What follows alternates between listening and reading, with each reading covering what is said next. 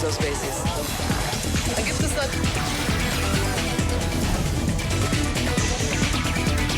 Zoom a la noticia con Andrea Bernal.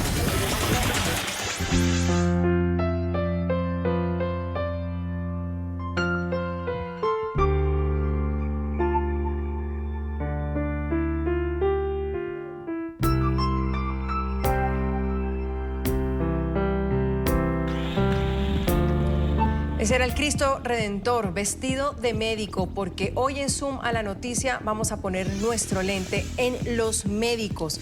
¿Cómo están trabajando? ¿Quiénes son los que están en esa primera fila? Vamos a enfocarlo en los que batallan al coronavirus frente a frente. Muchos se contagian, esos médicos, otros salen adelante, otros no lo logran y pierden su vida en medio de esta guerra. Y así aparecen las preguntas. ¿Bajo qué circunstancias están trabajando? ¿Los están cuidando? ¿Tienen las garantías? 2 doctores fallecieron por COVID-19 en Colombia. Carlos Fabián Nieto, de 33 años, trabajaba en el área de urgencias en la Clínica Universitaria Colombia en Bogotá. Pese a los esfuerzos del personal médico por salvarlo, su salud se complicó y murió el 11 de abril. Con una sentida caravana, colegas y enfermeras lo despidieron.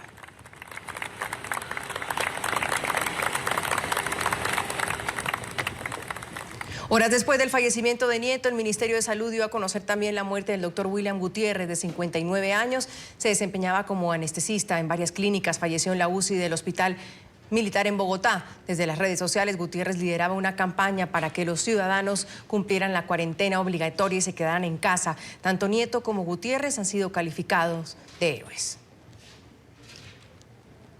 Pero para la Federación Médica Colombiana, pues se considera que las muertes de los médicos se pudieron haber evitado. Nieto y Gutiérrez son mártires por las condiciones en las que hacían frente a esta enfermedad. Doctores y enfermeras han denunciado que no cuentan con los equipos de bioseguridad ni con los insumos necesarios para atender esta emergencia.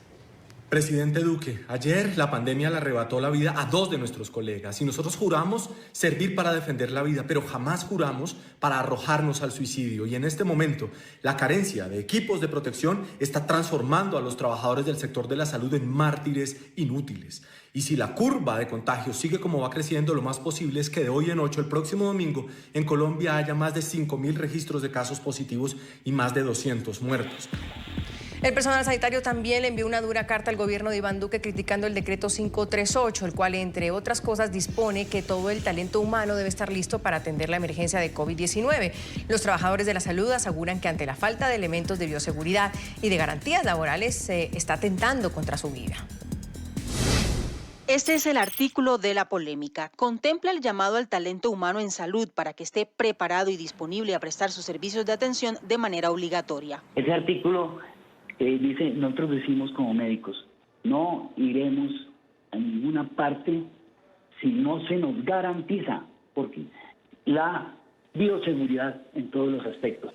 Y ese artículo debería contener precisamente que el Estado garantizará a los médicos su bioseguridad. Y en este momento no está garantizado. Otras 35 organizaciones médicas, entre bacteriólogos, enfermeras, fisioterapeutas, fonoaudiólogos y sindicatos, se pronunciaron a través de esta carta dirigida al presidente de la República. Busca forzar a los profesionales y trabajadores de la salud a concurrir a la atención de la pandemia sin contar con los recursos adecuados de bioseguridad y condiciones laborales dignas. Requerimos acciones concretas que respondan a las decenas de denuncias publicadas por diferentes organizaciones de salud, las cuales aparentemente no han sido escuchadas.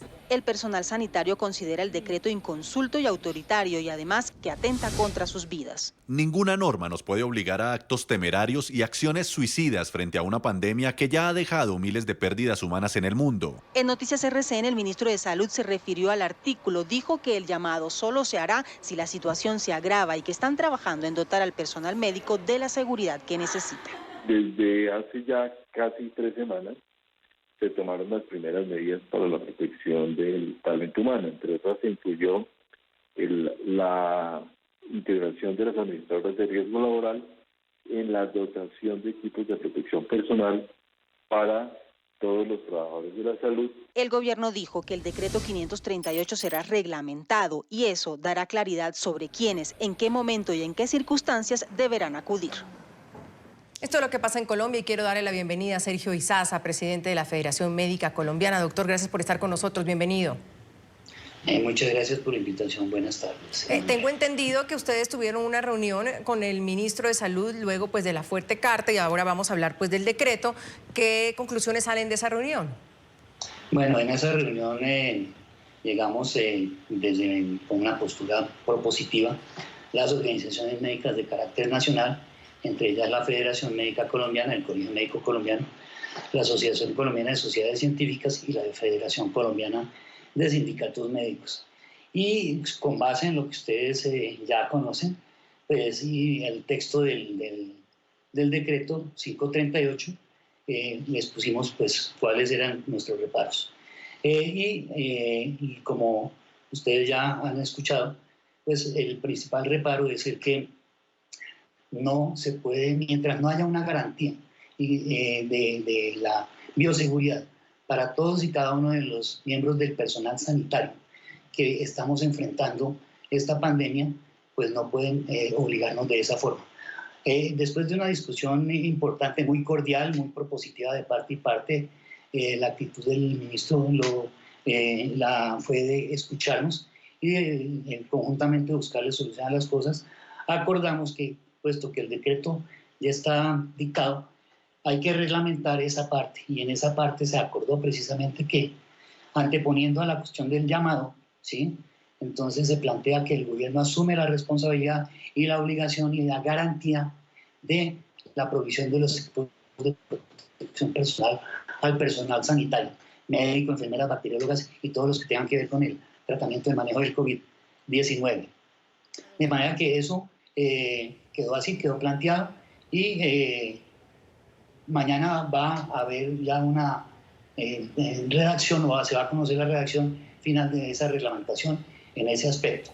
De manera que por ese lado nosotros quedamos satisfechos en el sentido de que la obligación no nos la tienen que imponer con un decreto. Nosotros como médicos tenemos una obligación con nuestro juramento hipocrático, y nosotros estamos con la vocación y la disposición, como lo hemos seguido haciendo, de afrontar esto y de estar atendiendo a nuestros pacientes. Pero no tenemos la disposición Exacto. de suicidio si no se nos garantiza la protección. Pero es que además hicimos caer en cuenta al gobierno de otra cosa más importante todavía, o tan importante como nuestra vida y nuestra salud. Es que hay que hacer el control de portadores del virus, y eso tiene que hacerse a todo el personal sanitario, porque es que nos podemos convertir en un foco de propagación del virus muy importante si no se sabe quiénes están y quiénes contaminados y portadores del virus del COVID-19. La conclusión, doctor, y seguimos con más temas, es decir, la obligación como tal ya no queda explícita en ese decreto, o hay una obligación siempre y cuando exista la seguridad y la garantía por parte del Estado. De acuerdo según lo acordado con el ministro, con la cuestión acordada de parte y parte, queda anteponiendo a todo la garantía del Estado de la provisión de los equipos e insumos. Y el llamamiento, porque es que, como les digo, nosotros, primero, si no somos personal militar ni de esas cosas como para llevarnos a cuartelamiento en primer grado. Nuestra obligación es de por sí con la sociedad y atender cualquier tipo de situación en ese sentido. Es nuestro juramento hipocrático.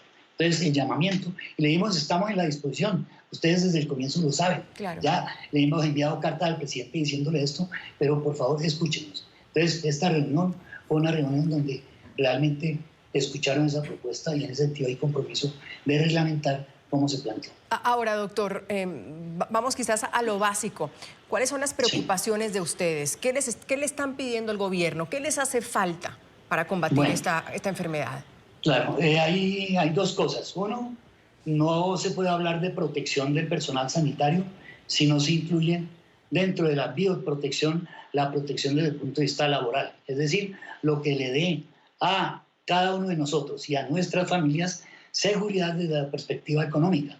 Si alguno de nosotros fallece o si queda incapacitado por un largo tiempo, entonces tiene que haber la seguridad de que la familia va a seguir percibiendo los honorarios o el salario o el aseguramiento por parte del Estado o de las aseguradoras de riesgos laborales. Esto lo planteamos ¿por qué? Porque el 80% del personal sanitario en Colombia está en la informalidad.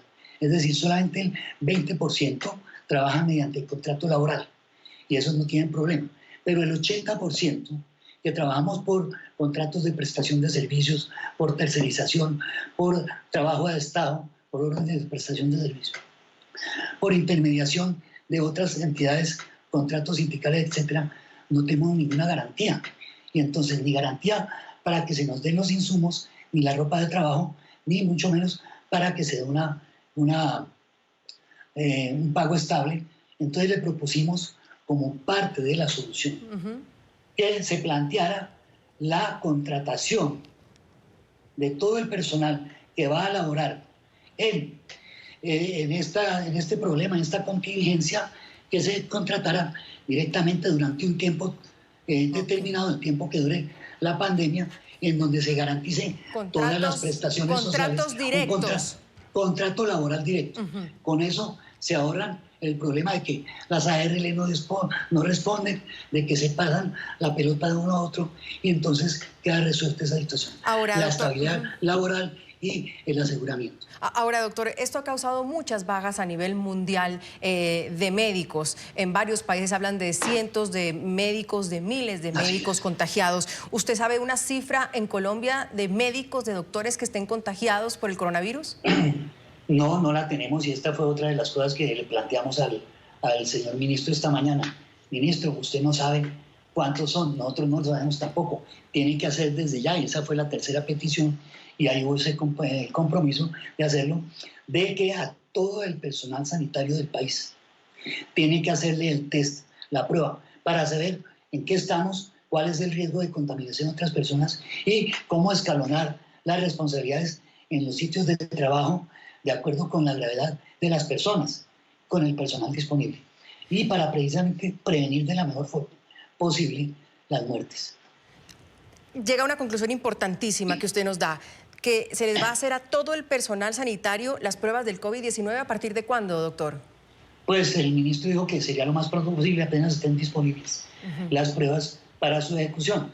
La otra cuestión que les dijimos es que tienen que hacer también las pruebas aleatorias a la población general en los sitios de concentración, porque si no tampoco sabremos cuántos portadores asintomáticos, o sea, sin enfermedad, hay en la calle o en los sitios. Entonces, en los bancos, en los supermercados, en las estaciones de buses, etcétera, y al personal de fuerza pública también.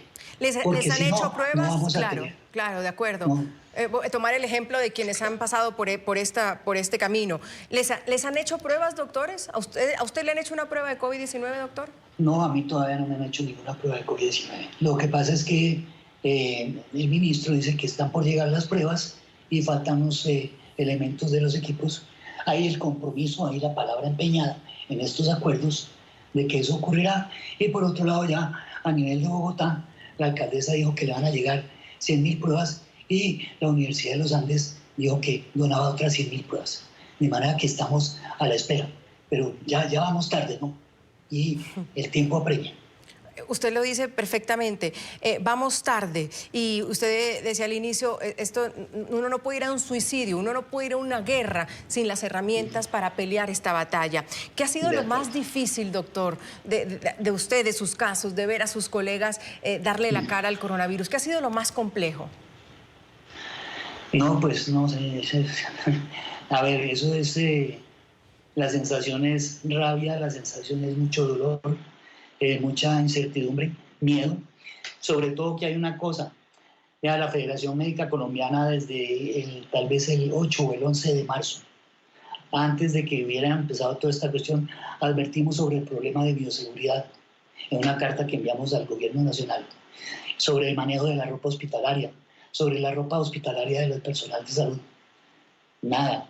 ¿Por qué? Y lo advertimos porque el sistema de seguridad social en salud existente en Colombia está fragmentado de tal forma que todos pueden echarse la pelota de uno a otro, para que todos aprendieron, eso sí, muy bien, a lavarse las manos en la pandemia para evadir sus responsabilidades. Esperamos que con las medidas de decreto de emergencia con relación a obligatoriedad de las ARLs y de las IPS para que respondan. Por eso esta cuestión cambia. Pero esto es una cosa que hace más de un mes se había advertido y suplicábamos para que se hiciera. Doctor, antes de despedirlo y agradeciéndole por su tiempo y por las noticias que nos da, ustedes hacen su trabajo, ustedes van a los hospitales, ustedes salvan gente, ustedes también ven cómo la gente pierde la batalla contra el COVID-19, como sus colegas, estos dos que poníamos hoy en homenaje, se han ido. ¿Qué le pide usted a la gente también para que haga cada uno su trabajo? Que todas y cada una de las personas, de habitantes del país, se ciñan a la norma más elemental, que es la de quedarse en casa, todos aquellos que lo puedan hacer. Sabemos que hay una franja de población muy pobre que no puede hacerlo, que vive del día a día, que son habitantes de las calles, y a estos el gobierno tiene la obligación, dentro de este Estado social de derecho, de garantizarle una buena estadía en ese sentido, y de protegerlos. Pero la demás gente, entonces protéjase, estés en su casa, aíslese, lávese las manos, no entre en contacto con nadie, mantenga la distancia de 2 metros, use el tapabocas, etc. Pero no nos discriminen, por favor. Nosotros no somos seres que somos portadores de la enfermedad. Nosotros, antes de llegar a nuestra casa, de salir del trabajo, nos aseamos suficientemente, nos limpiamos, hacemos todos los procedimientos de limpieza y de descontaminación, cambiamos la ropa, etc. Algunas personas, algunas enfermeras, tienen que utilizar la ropa de trabajo de hospital, pero se cubren con otras. Y tienen que hacerlo precisamente porque hasta este momento ni las administradoras de riesgos laborales ni las EPS, las IPS les proveen de su ropa de trabajo como deberían hacerlo. Doctor Sergio Izaza, presidente de la Federación Médica Colombiana, gracias doctor, no solo por la entrevista que me da hoy, sino gracias por el trabajo que hace usted. Mil gracias, doctor. Muchas gracias a ustedes. Gracias. Hacemos una pausa aquí en Suma la Noticia, ya volvemos. Hablamos hoy de estos héroes. No quieren que los llamen así, pero pues para algunos sí que lo son. Son héroes, los médicos en América Latina, hoy los médicos en Colombia. Ya volvemos. Hablamos de los doctores, los que están en esa primera línea peleando contra el coronavirus. Son 2 médicos los que han fallecido en Colombia. Carlos Fabián Nieto tenía 33 años. Fue el primer médico que perdió la batalla contra el COVID-19 en el país. Trabajaba en el área de urgencias de la Clínica Universitaria Colombia en Bogotá. Pese a esos esfuerzos del personal médico por salvarlo, su salud se complicó y así lo despidieron el día de su funeral. Murió el 11 de abril. Dejó esposa y dejó 2 hijos pequeños.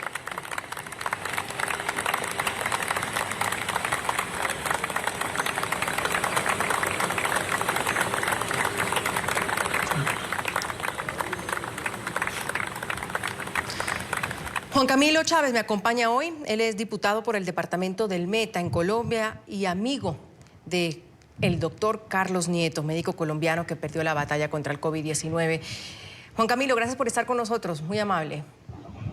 Andrea, muchísimas gracias a ustedes por este lindo homenaje. Un saludo especial a todos los televidentes de Suma la Noticia. Gracias a usted por su tiempo y por compartir los recuerdos, que al final es lo que queda y lo que más lo hace uno vivir de la gente que se nos va. ¿Quién era Carlos? Andrea, Carlos, sin lugar a dudas, era la persona más noble. Era una persona muy familiar, muy inteligente, juicioso, muy entregado a su familia. Él en constante estaba comunicado siempre con su señora madre, con doña Sandra, con su esposa Paula y un amante empedernido de sus 2 hijos que quedaron sin su padre, un niño de 1 año y una niña de 3, que sin lugar a dudas pues se quedan sin su papá, se quedan sin una persona que le puso el pecho a este virus indeseable y que pues en mi concepto, tristemente por no tener las condiciones y no prever a tiempo, no tomarle la prueba del COVID-19 a tiempo, se pudo haber salvado y prevenido esta situación, pero pues es la triste realidad que están viviendo todos los médicos en el país. Juan Camilo, ¿cómo lo conoció usted al doctor Nieto? Carlos es egresado y yo somos egresados del Colegio Departamental de La Esperanza, somos oriundos de la ciudad de Villavicencio, tenemos muchos amigos de escuela. en común. Sí, sí, y amigos, La última oportunidad que estuve con él, que recuerdo, lo traje, pues lo llevé a la ciudad de Bogotá. Nosotros, estando aquí en Villavicencio, él apenas estaba ingresando a la Clínica Colombia, donde recién ingresaba a hacer su trabajo como profesional de la salud. Y pues yo también frecuento mucho, ya tengo mi familia en Bogotá, lo llevé a la ciudad de Bogotá, justamente iba con su uniforme, pues hablándome mucho de su felicidad, su gran orgullo, que era su hijo de 1 año, que pues hoy tristemente pues lo dio a conocer su señora madre, doña Sandra, el día de ayer, que fue diagnosticado positivo para COVID-19, pero que afortunadamente y gracias a Dios se encuentra en excelentes condiciones de salud, está por ahora, y así con la ayuda de Dios seguirá siendo, fuera de peligro. Su hijo, su hija y su esposa dieron negativo, gracias a Dios. Pues lo que recordamos muchos amigos de Carlos como una persona muy amigable, muy bondadosa, especialmente en su profesión como médico. Como por ejemplo, en mi caso, yo soy abogado, nosotros estamos acostumbrados a recibir muchas llamadas y consultas de amigos y conocidos y de muchas personas. Carlos era una persona entregada a su servicio, a su profesión, ayudando, atendiendo y diagnosticando, acompañando y aconsejando a todas las personas que se lo pidieran. Una persona muy entregada al trabajo social, una persona muy hogareña, muy de casa, muy respetuosa y obviamente muy amorosa de sus hijos, sus 2 tesoros y su esposa, que hoy se quedaron sin su padre. ¿Su hijo de 1 año dio positivo, Juan Camilo? Así es, Sí. en las pruebas iniciales, la señora madre, doña Sandra, confirmó ayer la noticia de que el niño, el menor, dio positivo. Le están haciendo otras pruebas porque hay una incongruencia, muy seguramente, pues porque no tiene los síntomas, no tiene ninguna dolencia, ninguna situación de peligro.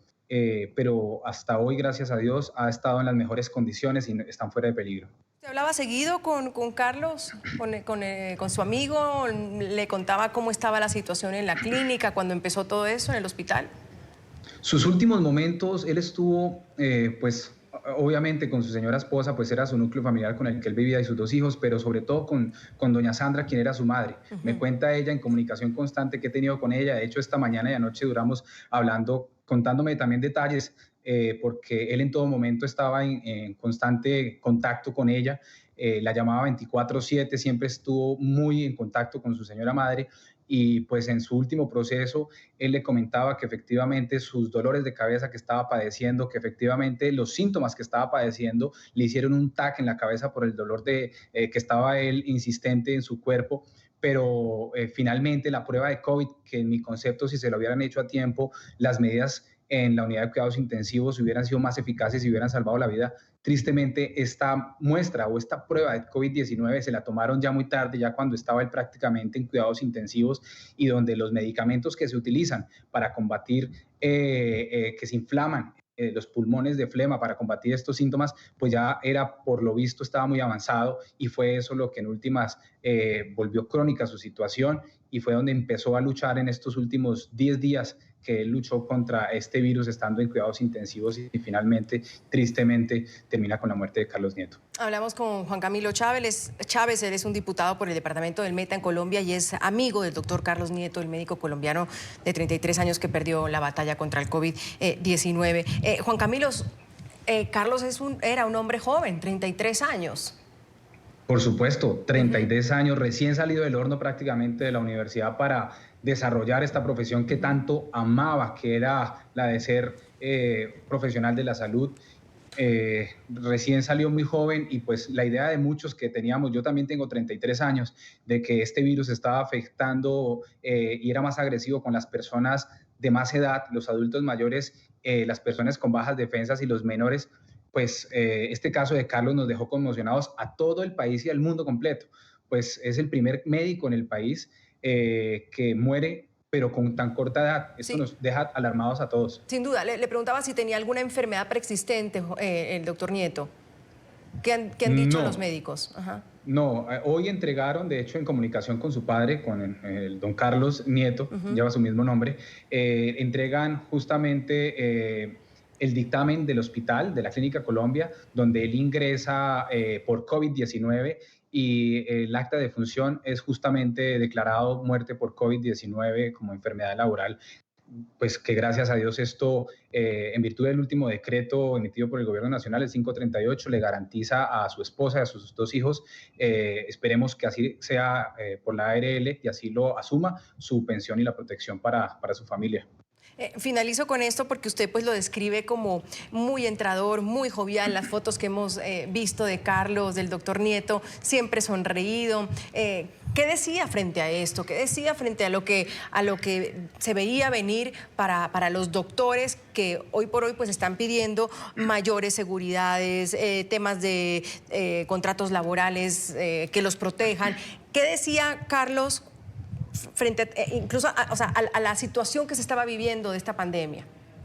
Mira, y no es solamente la situación de Carlos, la situación de los médicos en el país. La gran mayoría, por no decir todos, están vinculados por contratos de prestación de servicio, una figura creada en el año 93 por la Ley 80, que inicialmente fue una excepción a la norma porque la vinculación que deben tener, como abogados se los digo, que deben tener los profesionales de la salud, según la Constitución, es una deuda que tenemos con los médicos desde el artículo 50, es justamente la vinculación laboral. Y es aquí donde yo quiero aprovechar, Andrea, para pedirle al Gobierno Nacional, lo puede hacer por medio de un decreto de ley, desde ya formalice y garantice la vinculación laboral de todos los profesionales de la salud, de los médicos, de los enfermeros, de los camilleros. Es hora, ¿por qué? Porque muchos hoy tienen contratos de prestación de servicios a 1 mes, a 2 meses, a 3, 4 meses. ¿Qué seguridad pueden tener ellos y su familia?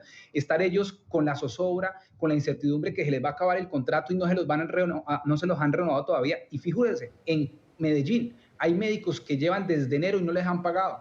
Esos son las figuras dañinas para el personal de salud, que hoy es un momento crucial porque el gobierno lo puede hacer por medio de decreto ley, de una vez por todas pagar esa deuda inmensa que tenemos con los médicos en nuestro país. Médicos sin contratos, médicos sin seguridad, médicos sin pagos, es como la radiografía de muchos en América Latina, y hoy estamos hablando de Colombia. Juan Camilo, mil gracias por su ayuda, muy amable.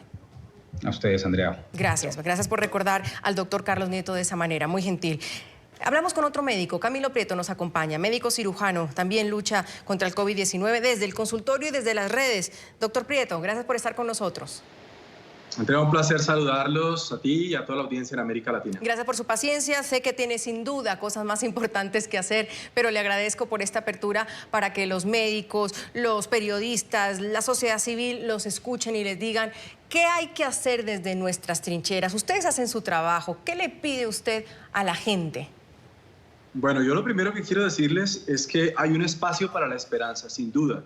Y es un espacio para la esperanza muy real y está basada en lo fáctico. Cuando uno revisa los estudios y empieza a encontrar cuál es la herramienta más potente que hay, ¿no? Entonces empiezan a aparecer que la ivermectina, que la hidroxicloroquina, con una cantidad de medicamentos que, aclaro a la audiencia de Zoom, son experimentales en COVID-19. Se piensa en vacunas, bueno, en fin, pero cuando uno llega a encontrar qué es lo más poderoso frente a esto, es el aislamiento social. Es decir, no es una molécula, sino la medicina nos está mostrando cómo en el siglo XXI, donde somos absolutamente tecnoentusiastas y estamos esperando rápidamente la llegada de una tecnología farmacéutica, pues hay algo que tenemos a la mano, que modifica curvas de mortalidad, letalidad, disminuye la expansión de la pandemia y además logra hacer ese efecto del que tanto se habla, que es aplanar la curva. Quiero compartirles que estuve revisando este fin de semana un estudio publicado por 67 investigadores de Londres y llegaron a una conclusión. El número de personas que se les ha evitado la muerte en 11 países de Europa que estudiaron oscila entre 40.000 y 120.000, dependiendo del país donde se ha hecho la cuarentena. Entonces, yo siento que países como los de América Latina, donde tenemos recursos limitados, infraestructura limitada para acceder a muchas cosas, ¿no? Limitaciones para acceder a muchas cosas y además un factor de vulnerabilidad como es la inequidad, tenemos una herramienta muy potente y es ese hecho de ser muy juiciosos con el aislamiento social, porque ese distanciarnos es lo que nos va a poder permitir aproximarnos después. Entonces yo creo que, aunque pareciera reiterativo e inútil, no, yo quiero compartirles que sí tiene evidencia científica de cómo ese aislamiento cambia una variable que es el RO, que es el índice básico de reproducción de un virus. Es que es así de sencillo. Entonces, ustedes hacen su trabajo, cada uno hace su trabajo y ustedes le piden a la gente, hagan su trabajo, quédense en casa, quédense en casa.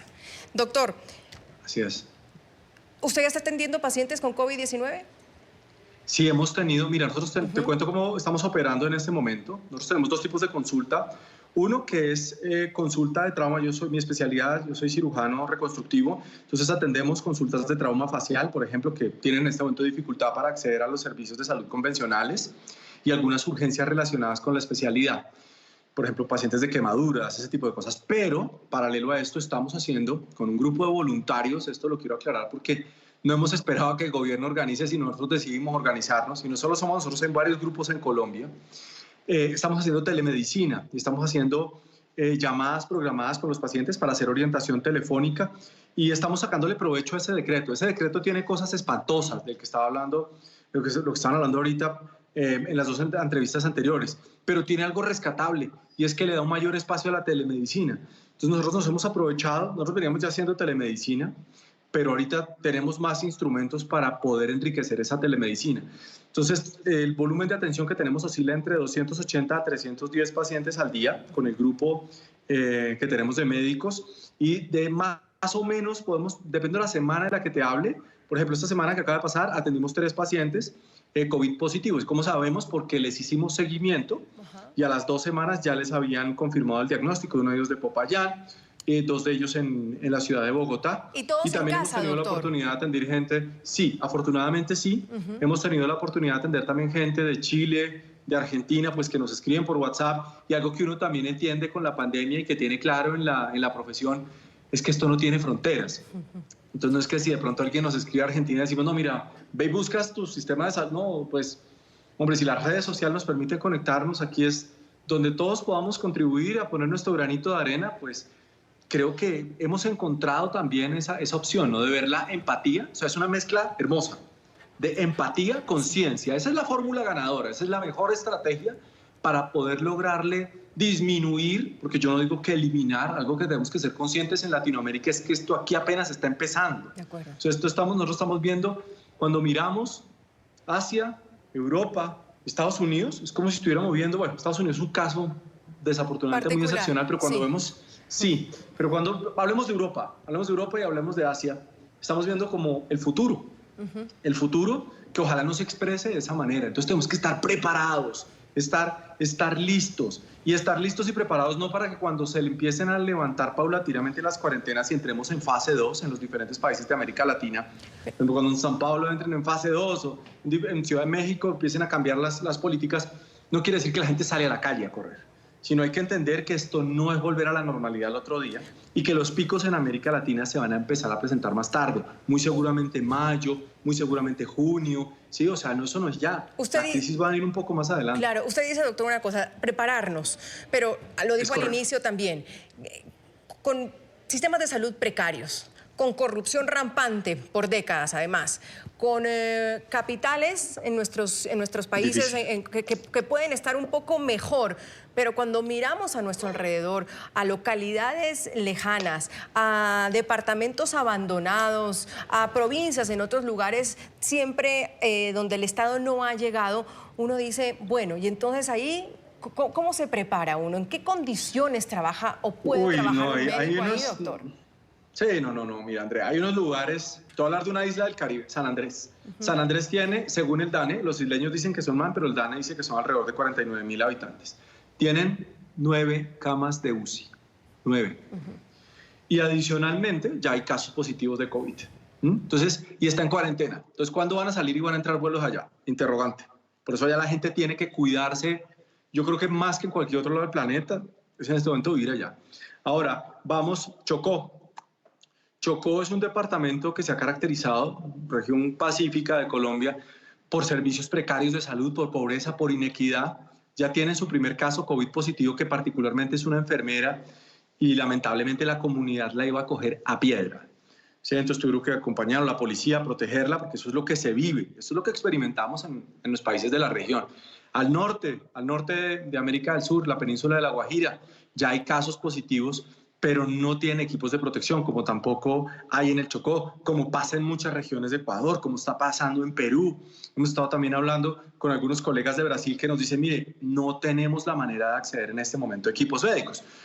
Por eso ha sido nuestro llamado urgente, perentorio, frecuente, insistente al gobierno nacional de ordene la distribución de los equipos de protección médica. Afortunadamente eso pasó ayer y nos toca confiar en la palabra del gobierno. Ellos dijeron que se comprometían en 72 horas a resolverlo. Esperamos que eso sea así y esperamos que en 72 horas todos los profesionales de la salud, porque no estamos hablando solamente de médicos, estamos hablando de las enfermeras, de los camilleros, de todas las personas que hacen la misión médica viable, puedan tener sus equipos de protección. Y vamos a seguir conversando, doctor. Tengo que hacer una pequeña pausa, muy breve, ya vuelvo. Vale. Estamos hoy en Suma la Noticia, hablamos sobre los médicos, la situación que viven, cómo están preparados o no en la región, y esta vez hablamos de Colombia para frentear, para batallar contra el COVID-19. Camilo Prieto es un médico cirujano, lucha contra el COVID-19 desde el consultorio y las redes, y eso es lo importante, doctor Prieto, porque ser positivo para COVID-19 no significa necesariamente tener que salir corriendo a un hospital o a una sala de emergencia. Hay dos cosas que no implica ser COVID-19, tener una cruz de muerte, ni salir corriendo para urgencias. Eso que acabas de decir es muy importante. ¿Cuál es el disparador que sí tiene que ser uno? Bueno, oye, tengo que irme para urgencias, tengo que buscar una asistencia médica, la dificultad respiratoria. Porque mientras no se presente dificultad respiratoria, los otros síntomas son manejables. Y recordemos que un amplio porcentaje, estamos hablando del 80% de los casos de COVID-19 son leves. El gran riesgo viene para ese 5% que son críticos y ese otro 14 a 15% que se consideran de casos severos. Entonces, yo creo que hay que comprender eso. O sea, si uno mira estadísticamente, lo más posible es que le vaya muy bien, al que seguramente a la gran mayoría nos va a dar en algún momento de la vida. Lo importante es que no a todos nos dé al tiempo. El problema que tiene la pandemia y esta enfermedad es que a todo el mundo le da en simultánea, y cuando le da en simultánea se saturan los servicios de salud y eso es lo que termina disparando los índices de mortalidad. Quiero hacer una explicación muy breve de lo que es la dificultad respiratoria para que todos lo tengamos claro. Si ustedes empiezan a ver los labios morados o los dedos morados, que los médicos le decimos cianosis, los médicos le ponemos nombres raros a todo, ya ustedes dicen, uy, hay algo que está pasando con mi oxigenación. Y si de pronto ven que al respirar se hunde un poquito la piel acá entre las costillas o acá arriba, y si de pronto actividades que ustedes antes hacían normalmente ahora les da fatiga, quiere decir que muy posiblemente su capacidad ventilatoria se ha reducido, y eso es una indicación para hacer la consulta médica. No siempre hay cuadros típicos, quiero aclararlo. Hace unas semanas hablábamos de una tríada de tos seca asociada a la fiebre, asociada al malestar general, pero también pueden haber otro tipo de síntomas. Entonces, sí hay que pensar en usar lo menos posible los servicios de salud, no solamente por no congestionarlos, sino también por no contagiar, no ser contagiados. Imagínense que de pronto alguien vaya a servicio de urgencias y no tenga COVID-19, sino tenga una virosis estacionaria, y de pronto se contagia de COVID-19. Entonces, por eso tenemos que ser muy responsables con los servicios de salud. Y en todo caso todavía vemos, sin querer encasillar a nadie, pero o jóvenes o digamos personas que no se la creen, doctor, que eso a mí no me va a pasar, yo salgo aquí a la esquina, tengo que pagar el recibo, no importa, voy a visitar a mi amigo. Usted que ha tenido pacientes COVID, ¿qué es lo más difícil de ver un paciente con coronavirus? También para que no es echar miedo, es decirles, oigan, todos estamos, ninguno estamos exentos de que esto pueda pasar. Lo acabo de vivir con un colega, conocí hace muchos años a William, es otro médico que falleció, intensivista, y conocí al hospital militar. Claro que sí, hoy lo recordamos. Y él falleció de una neumonía, una falla ventilatoria por una neumonía viral. Mire, lo más difícil que les puedo expresar es las contradicciones que pone al desnudo este virus en nuestra vida. ¿Por qué? La muerte por COVID-19 es una muerte en asfixia, o sea, por ahogamiento. Es una muerte en soledad porque no se permite el acceso de ningún familiar. Es una muerte en aislamiento y en angustia, mientras el planeta se toma un respiro, como lo estamos viendo ahorita. Y adicionalmente, que no todo el mundo con una neumonía viral va a tener exitosamente una posibilidad de una cama en UCI, porque hay que recordar que el número de camas en UCI son limitados. Por ejemplo, una ciudad como Bogotá, con todos los millones de habitantes que tiene, y apenas está llegando a las 1000 camas de UCI. Entonces, cuando uno lo pone en esos términos, dice, bueno, ¿qué posibilidad tengo de de llegar allá a un momento. Recordemos otro contraste que nos pone al desnudo la pandemia, y es el valor de las pequeñas cosas. Una partícula microscópica que todavía se discute si es vivo o no, logró frenar en seco el consumo mundial mientras nos consume, algo que no logró hacer la conciencia ambiental global.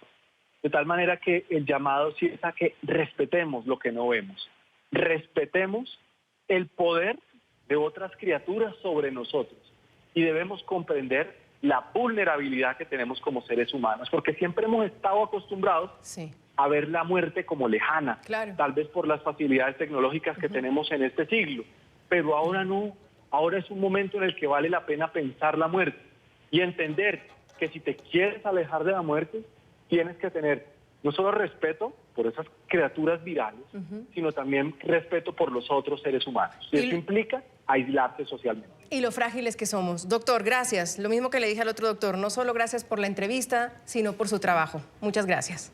A ustedes por este espacio y por todo el apoyo que nos están dando. Bendiciones para todos. Gracias. Cuídense mucho, por favor.